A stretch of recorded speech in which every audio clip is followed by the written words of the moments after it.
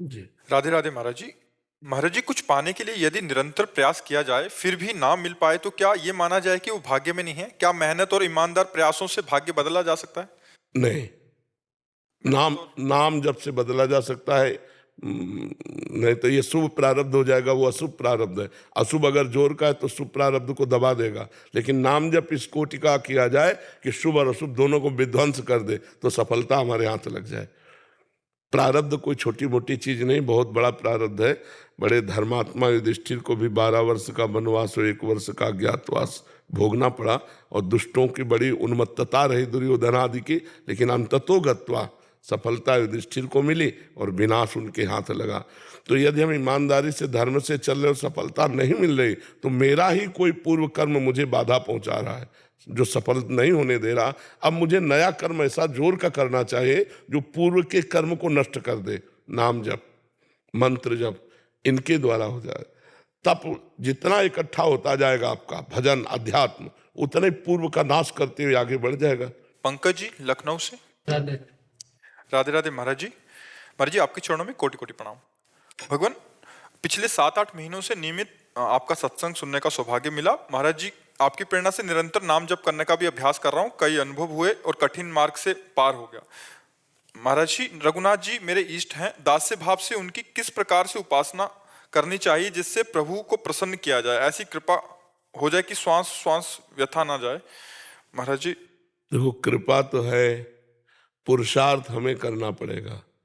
मन कर्म बचन छाड़ी चतुराई, भजत कृपा करिहें रघुराई। यदि मन से वचन से कर्म से हमारे जितने आचरण हो वो भगवान को समर्पित हो और नाम जप हमारा चल रहा है, इसी में सब कुछ प्राप्त हो जाएगा। रामचरितमानस का रोज गान करो, पाठ करते हो रामचरितमानस का अर्थ सहित? हाँ, भगवान को भोग लगा के पाते हो, नाम जप करते हो, और जो आचरण करो वो भगवान को समर्पित करो। प्रतिकूलस्य विसर्जनम, भगवान के प्रतिकूल कोई आचरण नहीं होना चाहिए। बस इसी में भगवान का दासत्व जागृत हो जाएगा।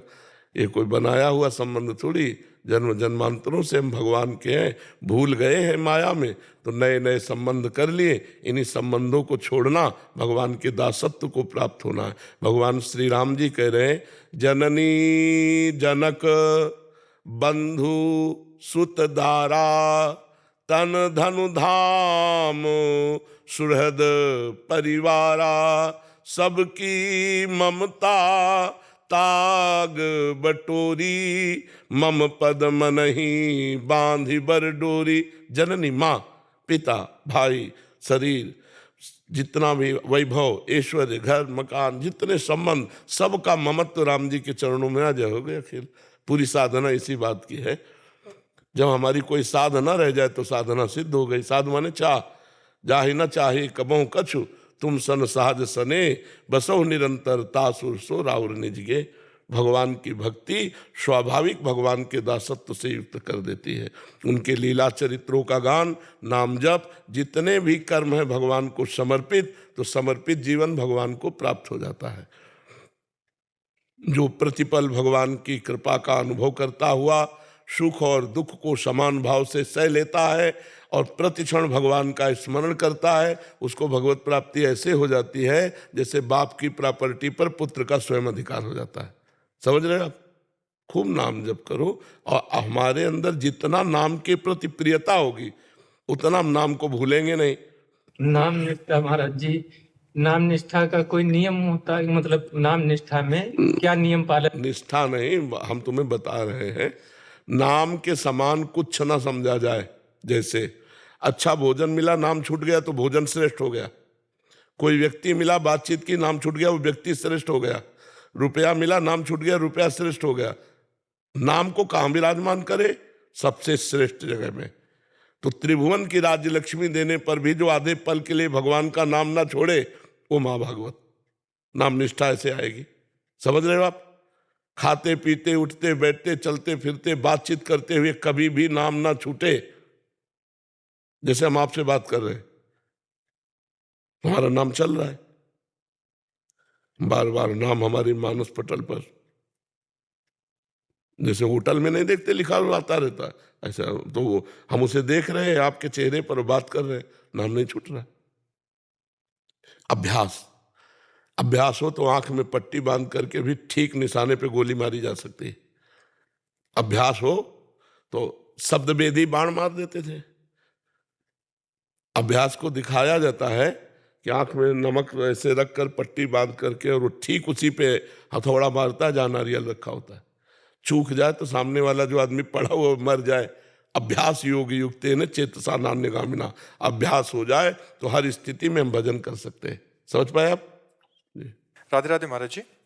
महाराज जी, आपकी कृपा से नाम जप कर रहा हूँ, परंतु आपने एक एकांतिक वार्तालाप में बताया था कि शास्त्रीय पद्धति के हिसाब से 1000 बार वाचिक नाम जप, 100 बार उपांश और 1 बार मानसिक नाम जप एक समान ये होता है। चक्कर में नहीं पड़ना चाहिए। ये तो महिमा लिखी हुई है मानसिक की, पर इस चक्कर में नहीं पड़ना, नहीं तो भजन में त्रुटि हो जाएगी।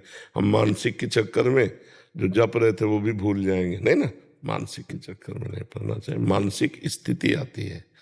हम ऐसे राधा बोला तो श्री जी सुन तो रहे ना, अंदर से राधा बोला तो श्री जी सुन रहे ना। तो हमें भाव रखना है कि श्री जी को पुकार रहे हैं हम फल फूल के लिए नहीं जप रहे हैं। हम राधा राधा श्री जी को पुकार रहे हैं। कभी तो सुनेंगी, जब हमारी सुन लेंगी तो बात बन जाएगी। ठीक है ना। मानसिक के चक्कर में क्या होता है, नए साधक का मानसिक हो नहीं पाता और उपांश और वाचिक में श्रद्धा नहीं रह जाती। भैया एक बार राधा मानसिक बोले तो वाचिक में 1000 बोले तो हाँ महाराज, ऐसे ही आता है मन। हाँ, नहीं नहीं नहीं नहीं नहीं, हम पहले पकड़ लिया, इसीलिए कहा कि उस चक्कर में मत पड़ो। ये अपने लिए ठीक नहीं है, अपनी हानि हो जाएगी। ठीक है। हाँ, ऐसे बात। यज्ञेंद्र नामदेव जी छतरपुर से। जी महाराज जी राधे राधे। महाराज जी, आपने कहा है कि नाम जप से कई जन्मों के शुभ अशुभ कर्मों के फलों का नाश होता है, फिर ये भी कहा है कि प्रारब्ध को अवश्य में भोक्तव्यम। ये दोनों बातें अब इसमें देखो भाई, प्रारब्ध किसे कहते हैं जान जाओगे तो प्रश्न का समाधान हो जाएगा। जो हमारे बहुत जन्मों के कर्म जमा है उनका नाम है संचित कर्म। उनमें से जो निकाल लिया गया, जैसे हमारे गोदाम में गेहूं जमा है, उसमें से 5 किलो निकाल लिए और पिसा लिए और रसोई में ले आए, ये है प्रारब्ध। और वो जो जमा है वो है संचित। और अब जो कर रहे हैं उसे क्रियमाण कर रहे हैं। तो शरीर रचने के समय जो कर्म शुभ अशुभ से इसका हिसाब हो गया कि ये 5 वर्ष में ठोकर लगेगी, इतने में ये होगा, इतने में पूरा पहले से निश्चित हो चुका है। दुख और सुख 2 बातें, तो अब वो नहीं मिटाई जा सकती। पीछे जो गोदाम उसमें आग लगा दिया, आगे जो फसल इसमें आग लगा दी ज्ञान के द्वारा। लेकिन जो शरीर बन के आया कि 35 वर्ष में किडनी फेल हो जाएगी, तो फेल हो गई। नई खेती भजन की आज की है, आज भजन कर रहे हैं, लेकिन पीछे जो हमने कर्म किया उसका फल पहले से निश्चित हो चुका है। और ये पूरा सब कर्मों का फल नहीं है, सब कर्म तो संचित कर्म है। वहां तो गोदाम लगा हुआ है कर्मों का, उसको भगवान जला देंगे। इसको भजन के द्वारा नष्ट करते हैं जो नया क्रियमाण है, और प्रारब्ध को भोग लेते हैं। आप समझ पा रहे हो? तो प्रारब्ध इसीलिए बड़े बड़े संतों को भोगना पड़ता है। कि रामकृष्ण परमहंस जी के कैंसर था, बड़े बड़े संतों के शरीर में देखा जाता है, तो बोला फिर कौन सा कर्म है, जब सब कर्म नष्ट हो जाते हैं तो इनको स्वस्थ होना चाहिए। सब कर्म नष्ट हो जाएंगे, लेकिन प्रारब्ध जो बन चुका है वो भोगना पड़ेगा। इसीलिए बड़े बड़े संतों के जीवन में रोग कष्ट विपत्तियां देखी जाती हैं। जो बहुत भजनानंदी, जो दूसरों के कष्ट निवारण कर सकते हैं, वो खुद कष्ट में पड़े देखे जाते हैं। जी खुश जी पंजाब से। श्री हरिवंश महाराज। श्री हरिवंश महाराज जी। महाराज जी, आपकी कृपा से दिनचर्या का निर्वाह हो रहा है। महाराज जी, आपके श्रीमुख से सुना था कि साधक का अहंकार तब तक नष्ट नहीं हो सकता जब तक अपने गुरुदेव के सानिध्य और सेवा में ना रहे। आज्ञा सबसे बड़ी सेवा होती है। आज्ञा समन सुसाहिब सेवा। आज्ञा का पालन करना अपने स्वामी की सबसे बड़ी सेवा होती है।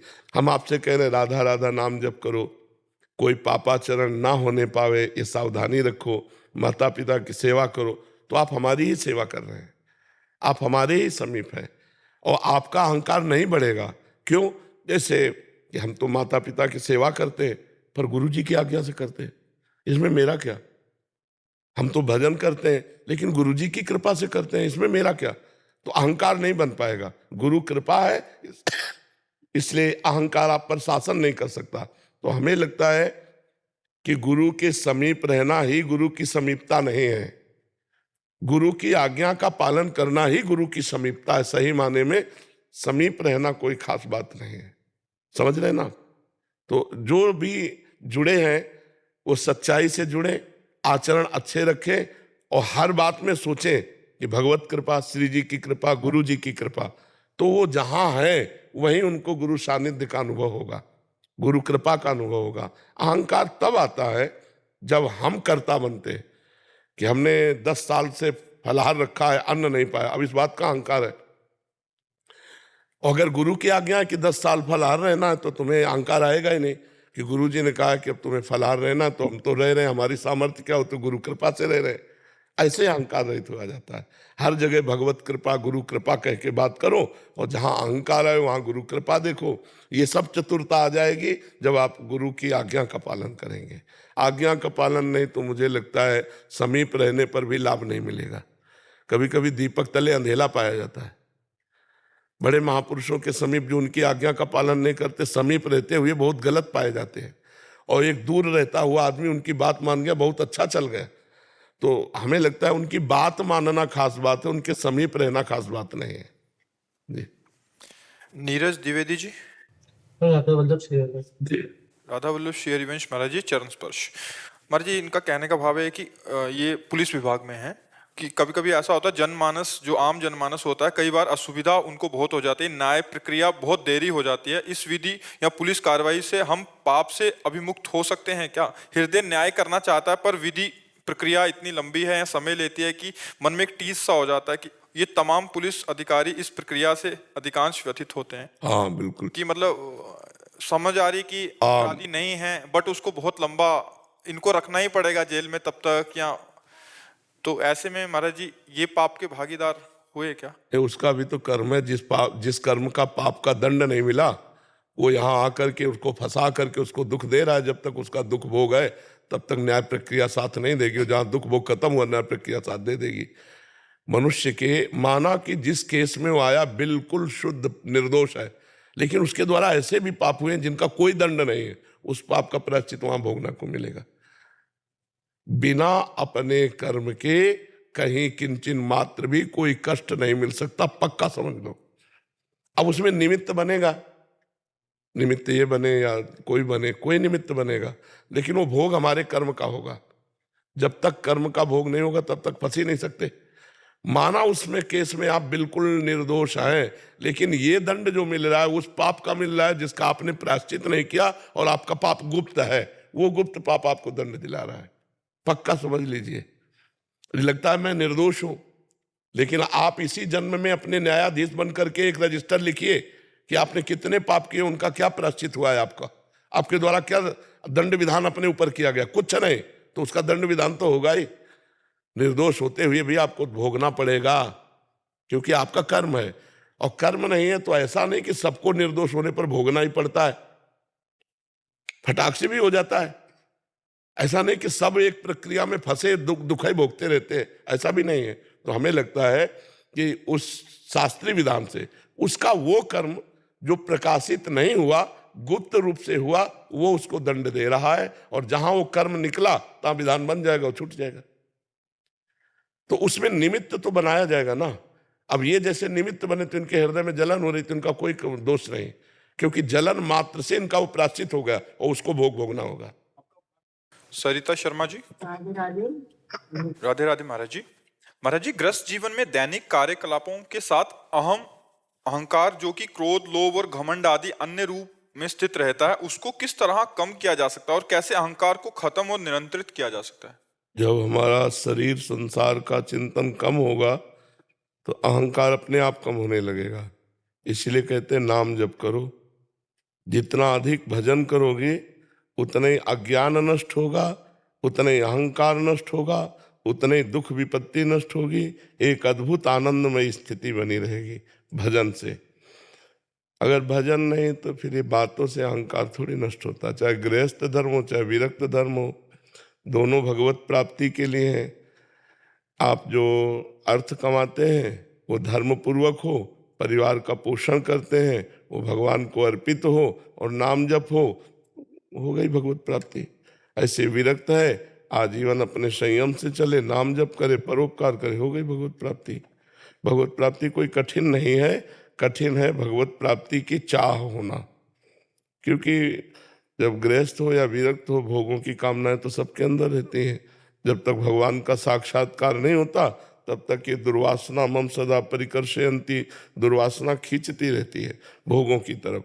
बस इसी को जीत ले, दुर्वासना को उपासना के द्वारा जीत ले तो भगवान की प्राप्ति सहज है। नाम जप करो हर कार्य करते हुए, सोहनी लगा रहे, झाड़ू लगा रहे, नाम जप करते हुए, पोछा लगा रहे, नाम जप करते हुए, रसोई बना रहे, नाम जप करते हुए, पात्र मार्जन कर रहे, नाम जप करते हुए, ऑफिस जा रहे, नाम जप करते हुए, कोई परेशानी नहीं। परिवार को भगवान का जन मानकर अर्थ धर्म के द्वारा कमाकर अपने परिवार की सेवा, समाज की सेवा, शरीर की सेवा, नाम जप, इसी से उत्तम ज्ञान प्रकट हो जाएगा, जिससे देहाभिमान का नाश होगा। इसे देहाभिमान को आवरण कहते हैं। ये ज्ञान के बिना आवरण नहीं नष्ट होता। जितना भजन करेंगे, जितना सत्संग सुनेंगे, हृदय निर्मल होगा, उतना ये मलिनता नष्ट हो जाएगी। दुर्वासना है, अहंकार है, काम है, क्रोध है, ये सब मलिनता है। ये षड विकार, काम क्रोध लोभ मोह मद मत्सर, यह मलिनता है। ये सब मलिनताएं भाग जाती हैं जब खूब नाम जप किया जाता है। नाम जप करो, परोपकार की भावना रखो, जो कार्य करो वो भगवान को समर्पित कर दो, यही उत्तम भक्ति हो जाएगी। चिंतन शाह जी। राधे राधे। राधे राधे महाराज जी। महाराज जी, जब जगत में पाप चल रहा हो तो उस स्थिति में सियाराम में सब जग जानिया सर्वम खलविदम ब्रह्म। जगत में पाप चल रहा हो, गोस्वामी जी के दिमाग में राम चल रहे हैं तो सिया राम में जग रहे। तुम्हारे में पाप चल रहा है तो पाप दिखाई दे रहा। चश्मा नीला तो नीला, हरा तो हमें तो कहीं पाप नहीं दिखाई दे रहा। हमें तो सब में अपने प्रभु दिखाई दे रहे हैं। हमें कोई एक पापी पुरुष नहीं नजर आ रहा। चश्मा बदल लो भैया अपना। गीता में भगवान कह रहे हैं वासुदेवा सर्वम, भगवान वासुदेव सब कुछ है। मत्ता परतरम नान्यत किंचिदस्ति धनंजय, मेरे सिवा किंचित मात्र कुछ और नहीं है। तुम्हें पाप दिखाई दे रहा। तुम्हारा दिमाग ठीक हो जाए सब ठीक हो गया। हमारा दर्शन जैसा है वैसा हमें दिखाई दे रहा। गोपियों को दिखाई दे रहा, जित देखो तित श्याममयी है। गोस्वामी जी देख रहे जड़ चेतन जग जीव जत सकल राम में जानी, और आप पाप में देख रहे हो। कहाँ पाप है? नहीं, जैसे कोई चोरी करता है या कुछ कोई लूटपाट करता है तो हाँ। तो उसमें फिर उसमें भगवान देखो, जब फिल्म देखने जाते हो, जब कोई खलनायक का रोल करता है तो तुम उसे पापी जानते हो क्या? अगर उसका परिचय जानते हो तो कहते हो भैया ये बिल्कुल पाप नहीं करता, पाप का नाटक कर रहा है, बहुत बढ़िया अभिनय कर रहा है खलनायक का। वस्तुतः शराब को हाथ में नहीं लगाता, पराई बहन बेटियों की तरफ देखता भी नहीं, लेकिन ये रोल कर रहा है ऐसा। समझ रहे कि नहीं कर रहे? जिससे तुम्हारे परिचय का कोई हो रामलीला में और रावण का अभिनय कर रहा हो खूब ऐसे मस्ती से दुष्टता का, तो आप क्या कहा? हंसोगे, मनोरंजन करोगे। जब कोई कहेगा बहुत नीच आदमी, कहोगे नहीं बहुत अच्छे आदमी है ये। तो ऐसे ही हमारा भगवान तीन माया के नाटक हैं। एक है सतोगुण, एक है रजोगुण, एक तमोगुण। तीन पर्दे चल रहे हैं। एक में राक्षसी रोल दिखाई दे रहा है, एक में मानुषिक रोल, एक में दैवी रोल दिखाई दे रहा है। लेकिन जो रोल कर रहा है वो बहुत बढ़िया है। अगर ये बात आप जान गए तो फिर आप कब किसी को पापी कह नहीं सकते। एक चोरी का नाटक करता है, एक मारने का नाटक करता है, एक मरने का नाटक करता है, और तीनों में एक ही है। तीनों में एक ही, वो नाटक कर रहा है। तो तुमने अभिनय करने वाले को जाना नहीं। अभिनय करने वाले गोविंद है, श्री कृष्ण है, राम है, उनको तुमने जाना नहीं। अभिनय को देख रहे हो तो तुम किसी को पापी देख रहे हो, किसी को महात्मा देख रहे हो, किसी को अच्छा किसी को बुरा नहीं। पंडिता समदर्शिना विद्या विनय संपन्ने ब्राह्मणे गव्यस्तनी सुनी चोय सुपाके चा पंडिता समदर्शिना। रोल गलत है लेकिन रोल करने वाला सही है। जब ये दिमाग में बात रहेगी तो कोई पापी है नहीं। है भला पापी? बताओ हमें। तो यही हमें सही बात देखनी भैया, नहीं तो हम ऐसे तो डिप्रेशन में पहुंच जाओगे। ऐसे तो डिप्रेशन में पहुंच जाओगे। तो गलत चिंतन हुआ ना, आपकी हानि हुई। सही चिंतन करो, आनंदित हो जाओगे। दूसरा कह रहे हैं कि जब प्रभु की सब प्रतिमा भिन्न है तो हम जिसकी पूजा कर रहे हैं फिर हमारी बात समझना, एक ही से सब उत्तर हो जाएगा। प्रतिमा भिन्न है लेकिन प्रभु तो अभिन्न है। मान रहे हो ना? रोल अलग है जगदम्बा का, रोल अलग है भैरव का, रोल अलग है कृष्ण का, रोल अलग है राम का, लेकिन इनमें जो रमा हुआ है वो एक ही तो है ना। अब बोलिए। क्या वो भगवान का सही स्वरूप है अथवा हमारी धारणा गलत है? कृपया मार्गदर्शन। यदि मैं आपको भगवान मानूं तो आपसे भगवान की प्राप्ति कर लूं, क्योंकि आप में भगवान है। अगर हम प्रतिमा में भगवान माने, जब हम स्कूल में पढ़ते थे तो हमें सवाल हल करने के लिए कहा जाता था कोई भी संख्या मान लो। आप लोगों को भी पता है ऐसा, कोई भी संख्या, मानी संख्या से सवाल हल हो जाता था। तो मानी संख्या ब्रह्म गुरुदेव, मानी संख्या ब्रह्म हमारा पति, मानी संख्या ब्रह्म हमारा माता पिता, मानी संख्या ब्रह्म मूर्ति, मानी संख्या से सवाल हल हो जाना है। मान लोगे तो जान लोगे। समझ गए आप? कोई संशय? कि जैसे अभी सब जगह जैसे मान लो कि शिव जी की या कोई भी मूर्ति एक मंदिर में ऐसी होती है, एक मंदिर, तो मेरी जो कल्पना हम जो करते हैं, असल बात ऐसा है कि शिव जी की जो रूप है ना, वो कोई चित्रकार कर ही नहीं सकता है, मतलब कोई भी भगवान की किसी की भी नहीं, क्योंकि वो चिदानंद में है और प्राकृत से आई है। प्राकृत से आई से चिदानंद का लेख कैसे लिखा जा सकता है? पर मानी संख्या तो सवाल हल हो जाएगा, नहीं हो जाएगा? हाँ अभिषेक जी जम्मू से। जी। श्री हरिवंश महाराज जी जैसे सपने में हर पीड़ा सत्य लगती है, एक मानसिक रोगी को मन इंद्रिय की रची जो भी बातें होती हैं सत्य लगती हैं, वैसे ही अगर भगवत प्राप्ति हो जाए तो कैसे पता चलेगा कि ये सत्य है या माया का रचा हुआ? नहीं, सत्य तो सत्य, उस त्रिकाल सत्य है। जैसे स्वप्न में जब आप होते हैं तो देह तो होता नहीं है ये स्थूल। आप होते हैं क्या स्वप्न में? ये वाला शरीर नहीं होता ना, एक शरीर असत्य हो गया ना। अब जो स्वप्न में आपको मिला वो दूसरा शरीर था, स्वाप्निक शरीर, उसमें दुख सुख सत्य भास रहा था, और जब लौट के अपने शरीर में आए तो वो असत्य हो गया ना। तो ये दोनों असत्य है ना सत्य। और भगवान त्रिकाल सत्य है, वो जागृत में भी सत्य है, स्वप्न में भी सत्य है और सुषुप्ति में भी सत्य है। त्रिकालज्ञ है, त्रिकाल तीनों लोकों में वो सत्य है। तो जब वो सत्य का अनुभव होगा तो उसमें संशय नहीं रह जाता, उसमें अनुभव ही सत्य होता है। सत्य में कहीं कोई प्रश्नवाचक चिन्ह नहीं होता। जैसे स्वप्न में आपने भोजन पाया तो जब जगोगे तो कलेवा करने का मन हो जाएगा, क्योंकि पाया नहीं था, उसमें झूठा था नहीं। और जब आप स्वप्न में गए भूखे थे, जबकि खा के शयन किए, तो वो भी भूख झूठी थी। लेकिन जागृत में जब आप भूख लगी और पाया तो तृप्ति का अनुभव होगा कि नहीं होगा? फिर थोड़ी होगा कि हम थोड़ी देर बाद कलेवा करेंगे, नहीं भाई, 5-6 घंटे थोड़ा चाहिए जब डट के भोजन पा लिया। तो सत्य वस्तु ब्रह्म का जब बोध होगा तो किसी के प्रमाण की जरूरत नहीं होगी, अपने आप अनुभव हो जाएगा। और दूसरी बात होती है कि इसीलिए गुरु का वर्णन किया जाता है कि जो हमें अनुभव हो रहा है ये सत्य है या भ्रम। तो तस्मात् गुरु प्रमाणम, तो वो गुरु प्रमाण देंगे उस बात का। जैसे श्री सुखदेव जी को ब्रह्म बोध हुआ, सत्य वस्तु का बोध हुआ, तो ये लगता ही है कि यही ब्रह्म स्थिति है या और इससे ऊपर है। तो व्यास जी से पूछा तो व्यास जी ने देखा कि इनकी सही स्थिति का निर्णय जनक जी करेंगे। तो उन्होंने कहा विदेह राज परम ज्ञानी जनक जी के पास जाइए, मिथिलाधिपति जनक जी के पास। तो श्री सुखदेव जी वहां गए तो दरवाजे में जाकर के कहा जनक जी से सूचना पहुंचाई, जो विशिष्ट सौम्य और शास्त्रीय पद्धति से चलता हो, कभी किसी के दरवाजे में ऐसे प्रवेश नहीं होगा, खुद प्रवेश नहीं होगा, वो खड़ा हो जाएगा, इंतजार करेगा या तो कोई निकले या हमारी सूचना वहां पहुंचे। ऐसे किसी के दरवाजे में घुस नहीं जाएगा, वो असभ्य पुरुष होता है जो ऐसा करता है। तो दरवाजे में प्रार्थना की कि जनक जी से मिलना है। तो जनक जी ने उत्तर दिया कि कोई भी उत्तर ना दिया जाए। अब जैसे आप ही आओ और आपको कोई उत्तर नहीं मिले तो चिड़चिड़ाहट नहीं आ जाएगी कि 1 घंटा 2 घंटा 3 घंटा 4 घंटे से खड़ा हूं, 7 दिन 7 रात्रि तक कोई उत्तर नहीं। और रोज पूछते हैं उनकी मुखाकृति कैसी, तो बोले सौम्य शांत, जैसे आए थे वैसे है। ठीक है, अब महलों में ले जाओ।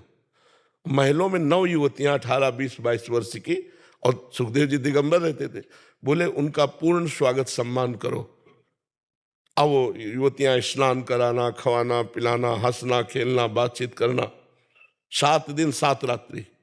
पूछा अब कैसी स्थिति? बोले जैसे गेट के बाहर थी वैसी स्थिति है। आरती सजाई और गए। बोले हे महामुनिवर, आपको वो ब्रह्म की अनुभूति हो गई है जिसकी अनुभूति के बाद कुछ पाना बाकी नहीं रहता, इसके बाद कुछ चाह नहीं रह जाती। आप अचाह पुरुष है, मान सम्मान से ऊपर उठ गए, काम क्रोधात से ऊपर उठ गए, आपकी ब्रह्मानुभूति सत्य है। तो अपने से बड़ा कोई ज्ञानी महात्मा, वैसे तो अनुभूति जब होती है ना तो खुद पता चल जाता है, पर अगर संशय हो जाए तो गुरु इसीलिए किया जाता है, इसीलिए महापुरुषों का संग किया जाता है कि वो अनुभूति हमारे अंदर सही है या नहीं वो प्रमाणित कर देंगे। महाराज जी, ऐसा कहा जाता है कि मोक्ष प्राप्ति के बाद ये मनुष्य जन्म दोबारा नहीं मिलता, परंतु अगर ये मनुष्य जन्म दोबारा नहीं मिलता तो भगवत प्रेम का आनंद भी छूट जाएगा। हाँ, इसीलिए तो जो प्रेमी जन वो मोक्ष नहीं चाहते। हाँ, अलम विषय वार्तया नरक कोटि बीभत्सया वृथा श्रुति कथाश्रमो बप्त विभेम कैवल्यता। विषय वार्ता तो घृणावनी नरकास के समान बीभत्स है, और मोक्ष चर्चा भी मुझे भयावनी लगती है, क्योंकि ये हमारे प्रभु से हमको दूर कर देगी, प्रभु से, इसलिए मुझे मोक्ष भी नहीं चाहिए। तो मोक्ष से फिर डरता है प्रेमी, वो मोक्ष नहीं चाहता। उसे पिशाचवत कहा, जैसे पिशाच किसी के लग जाए तो वो आनंद हटा देगा। इसीलिए भरत जी भी कहते हैं धर्म न अर्थ न काम रुचि गति न चाहो निर्वाण जन्म जन्म रति राम पद यह वरदान। मुझे मेरा बार बार जन्म हो पर भगवान राम जी के चरणों में प्रीति हो। तो प्रेमी मोक्ष नहीं चाहता, इसीलिए नहीं चाहता कि उसका अस्तित्व ही खत्म हो जाएगा। प्रेमी और मोक्ष में ऐसा समझो जैसे चीनी के बोरे में दो चीटे लगे हुए हैं। अब एक चीटा चीनी के साथ चीनी बन गया औंठ के, और एक बोरे में लगा हुआ साइड से आनंद ले रहा है। तो इनमें से आनंद कौन ले रहा है? जो साइड में लगा हुआ है। जो चीनी बन गया ब्रह्म रूप मोक्ष हो गया, और जो भक्त बनकर भगवान का रसास्वादन कर रहा है वो प्रेम का रसास्वादन कर रहा है। सौरभ सोनी जी आगरा से। राधे राधे महाराज जी। राधे राधे महाराज जी। महाराज जी, आपके चरणों में कोटि कोटि प्रणाम। महाराज जी, ऑफिस के कार्य के दौरान कैसे हम अधीनस्थ अपने से छोटों पर क्रोध ना करते हुए काम करा सकते हैं? नहीं, क्रोध करना चाहिए, हम ये नहीं कह रहे कि क्रोध नहीं करना। क्रोध का नाटक करना है, क्रोध करने की आवश्यकता है, ऐसा नहीं है कि नहीं है, ये हमारी सेवा है। तो अपने अपने अधिकार, जैसे टीचर है थोड़ा कड़ा स्वभाव रखेगा तो बच्चे अनुशासन युक्त रहेंगे। जहाँ अनुशासनहीनता आ गई वो घर बर्बाद, जहाँ अनुशासनहीनता आ गई वो गांव बर्बाद, जहाँ अनुशासनहीनता आ गई वो देश बर्बाद, जहाँ अनुशासनहीनता आ गई वो अपना जीवन बर्बाद। अपने ऊपर अनुशासन, अपने जनों पर अनुशासन, लेकिन क्रोध का नाटक, क्योंकि भगवान सब में विराजमान। क्रोध का नाटक करने का मतलब होता है दोबारा आप उसके प्रति द्वेष भाव नहीं करेंगे। जब आप मिलेंगे तो फिर वैसे मिलेंगे जैसे रोज मिलते हैं, लेकिन उस समय जब आपको शासन करना है तो आपको दूसरा रूप दिखाना। आपको जो कार्य है वो कार्य क्यों नहीं किया गया, इसकी गलती आप स्वीकार करो, और गलती स्वीकार करते हो तो इसका प्रायश्चित स्वीकार करो, और उसके प्रति कड़ा व्यवहार रखना पड़ेगा। नहीं तो फिर जैसे सरकारी काम है, अपने अपने अधिकारानुसार यदि कड़ा स्वभाव न रखें तो अराजकता फैल जाएगी, नहीं फैल जाएगी। तो हमें लगता है कि हम क्रोध असलियत में हृदय न जलावें, क्रोध का नाटक करें तो अच्छा रहेगा। बच्चों से है, माता पिता अपने बच्चों के दोष दर्शन करें, उन पर क्रोध करके दोष निवृत्ति की भावना करें। टीचर अपने विद्यार्थी पर काम देखे कि विद्याध्ययन का काम प्रमादयुक्त तो नहीं है, नहीं तो फिर क्रोध करे। पहले हम विनय से काम लेते, साम नीति, फिर उनको हम दाम नीति, प्रलोभन की आप पढ़ लिख कर अच्छे, फिर दंड नीति। दंड नीति आवश्यक है, इसीलिए 4 नीतियों में रखा गया, साम दाम दंड भेद, ये दंड रखा गया कि इसके द्वारा बहुत काम होते हैं। तो कोई नीच पुरुष है, नीच पुरुष का मतलब होता है नीच आचरण करने वाला। आप ऐसे बात कीजिए, भाई साहब आप जो चोरी किए हैं वो वापस कर दीजिए, आपको नहीं करना चाहिए, आप अच्छे बनिएगा। वो बिल्कुल नहीं समझ, काम कहाँ किया ऐसा, और जो कड़ा शासन किया तो अपने आप निकाल के भी दे देगा, और अगली बार डरेगा कि इस एरिया में हमें हाथ नहीं मारना चाहिए। तो भय एक शासन सत्ता को, एक समाज को सुरक्षित रखता है। ऐसा नहीं कि भय की, पुलिस का भय ना हो, कानून का भय ना हो, तो अभी राक्षसी देख लो वृत्तियां कैसी फैल जाए। तो हमें लगता है कि आप जिस भी डिपार्टमेंट में हो, अपने अधिकार के अनुसार धर्मपूर्वक शासन करना अत्यंत आवश्यक है। हाँ, अब उल्टा शासन न करें कि निर्दोष को दंड दे रहे हैं, दोषी को बख्श रहे हैं भेंट लेकर या किसी प्रलोभनवश भयवश, तो फिर वो अधर्म कार्य कहा जाएगा, नहीं तो ये धर्म कार्य है।